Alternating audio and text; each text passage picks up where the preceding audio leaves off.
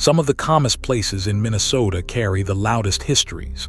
This paved path slips off a Scott County road, past Restored Prairie and into shady woods, and circles a quiet lake that was farmland within living memory and Dakota homeland long before that. Welcome to Cleary Lake Regional Park.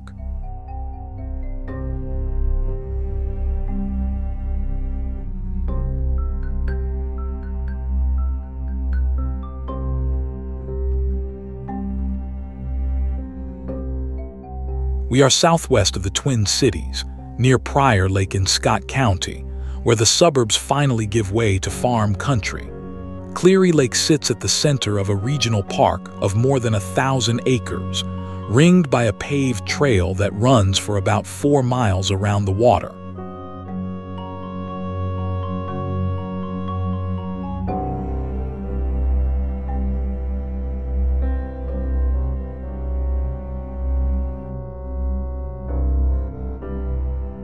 None of this gentle landscape is an accident. Near the end of the last ice age, a great tongue of glacier called the Des Moines Lobe pushed down out of the northwest and spread across this part of Minnesota. It flattened the hills, ground up the bedrock, and buried the country under ice and rock debris hundreds of feet thick.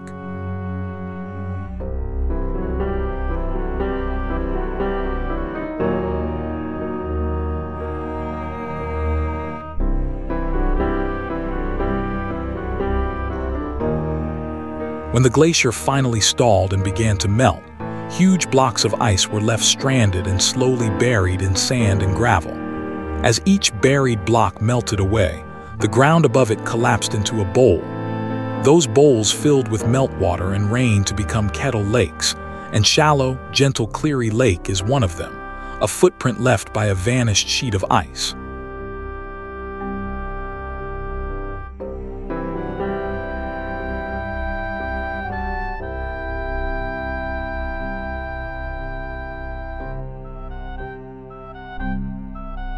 This park sits on a seam in the map of Minnesota.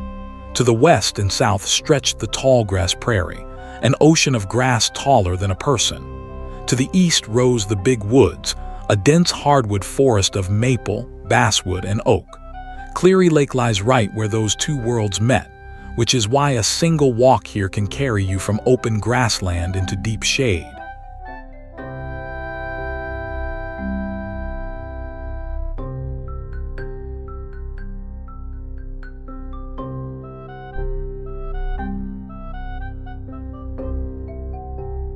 For centuries before any fence line was drawn, this was Dakota country.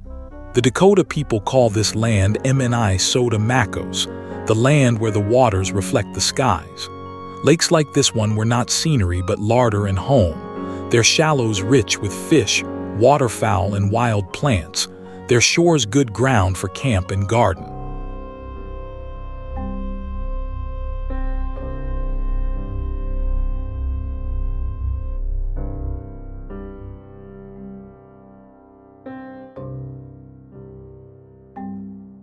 The Dakota of this region were the Mdewakanton, a name that means the people of Spirit Lake.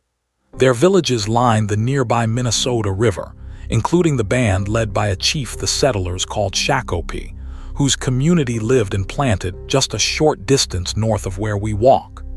Their descendants remain here still, as the Shakopee Mdewakanton Sioux community centered near Pryor Lake.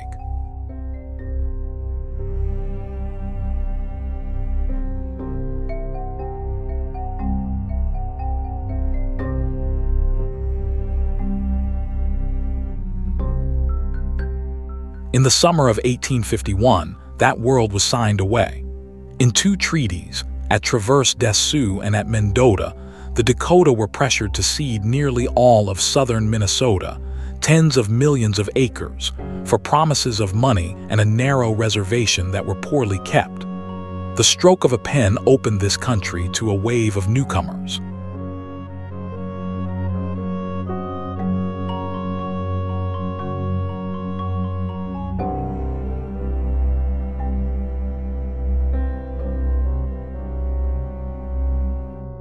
Almost at once the land rush began. In 1853, the new county was organized and named for General Winfield Scott, and German and Irish immigrant families poured in to claim it. They broke the prairie sod, drained the wet swales, and turned the rolling glacial ground into a checkerboard of wheat fields, pastures, and small dairy farms.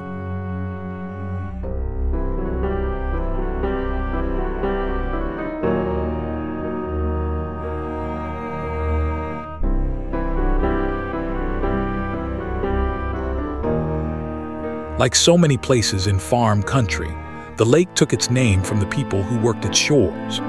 For generations, the fields around this water were somebody's livelihood, plowed and planted through hot summers and hard winters, until the family name of Cleary settled onto the lake itself and stayed there long after the plows fell silent.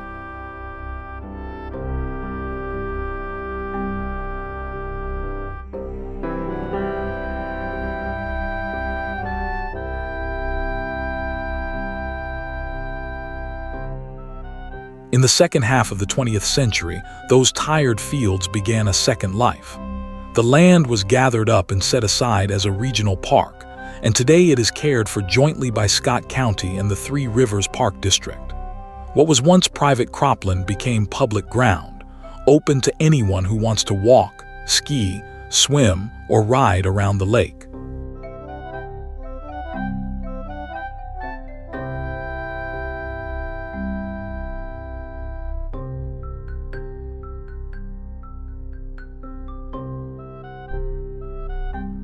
Some of the old farm fields were not turned into lawn but given back to the prairie. Park crews have reseeded native grasses and wildflowers and let the wetlands return, so that big bluestem and coneflower once again wave along the trail. It is a small, deliberate act of memory, coaxing a lost grassland back onto ground that grew corn a lifetime ago.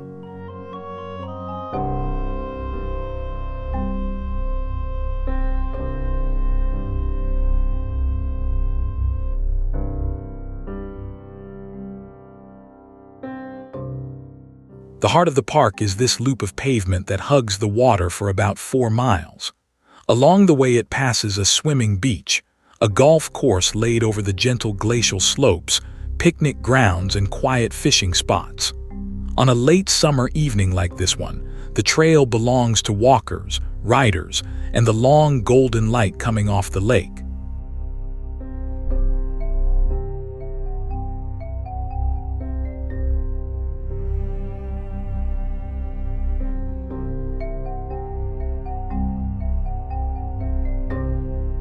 The lake is far from empty.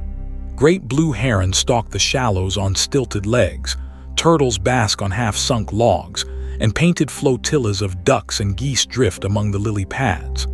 White-tailed deer step out of the woods at dusk, and in spring and fall the sky fills with migrating birds resting on the water as they follow the great river valley south.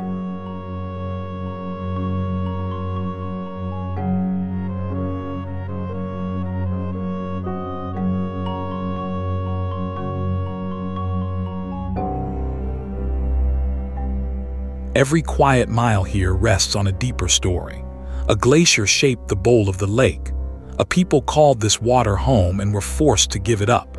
Immigrant farmers wore the land down, and then a later generation chose to heal a piece of it and share it. Cleary Lake holds all of that at once, under one calm surface.